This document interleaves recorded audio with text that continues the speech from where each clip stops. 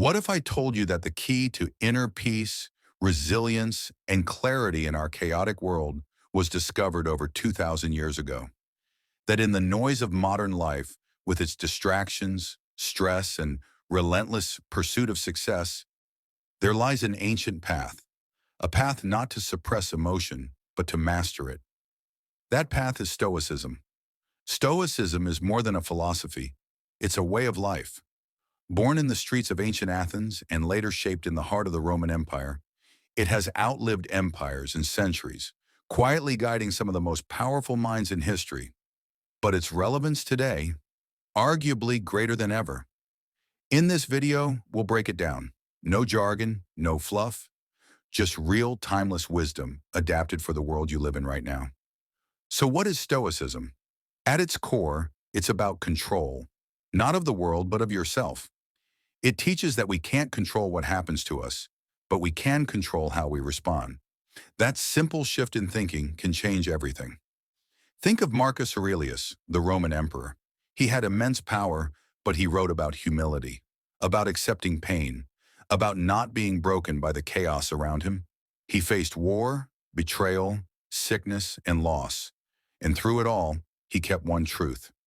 You have power over your mind, not outside events. Realize this, and you will find strength. Now pause for a second. Let that sink in. You can't control the economy, the weather, your boss, traffic, or even the people you love.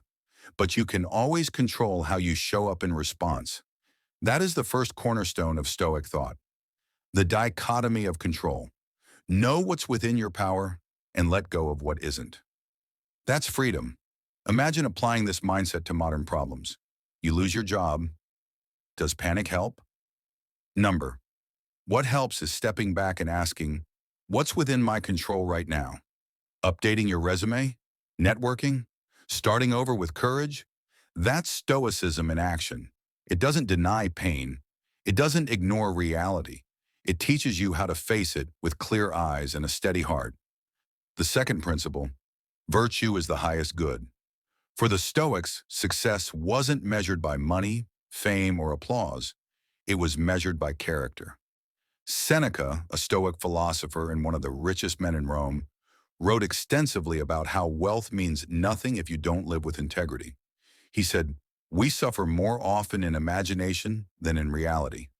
Think about that. How much of your stress, your worry, your fear, how much of it is real, and how much is just your mind running wild?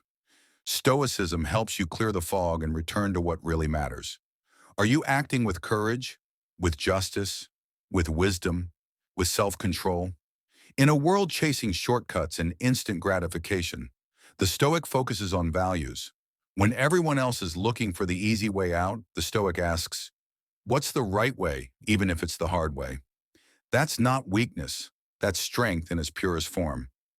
Third, Stoicism teaches us to embrace discomfort and prepare for adversity. This is where it gets practical. The Stoics practice something called Premeditatio Malorum, a mental exercise where you imagine the worst that could happen, not to scare yourself, but to train yourself. If you've already faced your fears in your mind, they lose their power over you in real life. You're not surprised when life gets hard. You're ready. This isn't negativity, it's mental armor. It's clarity under pressure. Picture a modern Stoic. Maybe it's someone waking up early to hit the gym, even when they don't feel like it. Maybe it's the entrepreneur who fails 10 times, but keeps showing up with a clear vision and a calm mind. Maybe it's the single parent juggling work and family, choosing patience and perspective instead of frustration.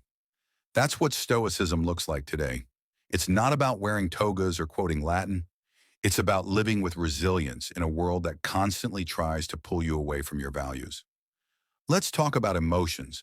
A common myth is that Stoics suppress emotions or don't feel anything. That's not true. Stoicism doesn't say, don't feel. It says, don't be ruled by feelings. There's a big difference. Feel anger, but don't let anger drive your decisions. Feel fear, but don't let it paralyze you. Feel sadness, but let it teach you, not consume you. Stoicism is emotional mastery, not emotional denial. And that's something we desperately need in today's world of instant reactions and constant stimulation. The Stoics also valued reflection.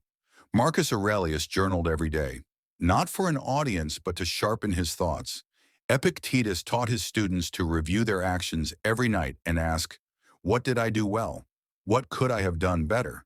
Imagine if we did that today, if we stopped scrolling long enough to look within. That's how self-awareness grows. That's how you evolve, not by accident, but through intentional living. Another Stoic principle worth understanding is Amor Fati, the love of fate, not just acceptance, but love. Whatever happens, embrace it as part of your path. That doesn't mean you have to enjoy pain or injustice, but it means you stop resisting what is and start using it. Lost something important? There's a lesson in it. Faced failure? There's fuel in it. Got betrayed? There's wisdom in it. The Stoic turns obstacles into opportunities. And isn't that exactly what we all need? A mindset that doesn't break under pressure, but transforms pain into progress. In your own life, you'll face hardship. You'll lose things. You'll be hurt, disappointed, misunderstood. But with a Stoic mindset, you won't be crushed. You'll adapt. You'll grow. You'll rise, because Stoicism isn't about avoiding life's storms. It's about learning how to walk through them with calm, courage, and clarity. And here's where Stoicism really shines in the modern world. We live in a time of noise, opinions flying everywhere, outrage culture, constant comparison. Everyone's shouting, "Look at me." But Stoicism teaches you to be the quiet one in the room, the grounded one, the one who doesn't react emotionally but responds wisely. It's not about being emotionless. It's about being emotionally intelligent. It's not about controlling others. It's about mastering yourself. You don't need to be famous, wealthy, or perfect to live like a Stoic. You just need to wake up and choose your response. Choose your attitude. Choose your values. That's power. That's freedom. And no one, not your boss, not the economy, not the news, can take that away from you. So how do you apply Stoicism right now today? Start by identifying what's within your control, your attitude, your effort, your perspective. Next, practice gratitude, not for the perfect life, but for the chance to grow through imperfection. Then build discipline. Choose the hard right over the easy wrong. And finally, reflect. Daily. Ask yourself what kind of person you're becoming and whether your actions align with your values. Stoicism isn't a destination, it's a daily practice. It's how you respond when life gets hard. It's how you treat others when no one's watching.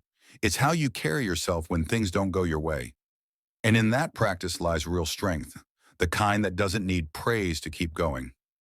In a world that constantly pulls you outward, Stoicism pulls you inward, back to your center, back to the truth that happiness isn't out there. It's in how you live. So live deliberately, live with reason, live with purpose. The Stoics didn't promise that life would be easy. They promised that if you did the work, if you cultivated wisdom, courage, self-discipline, and justice, you could meet life with dignity and die without regret. And that's a philosophy worth living by.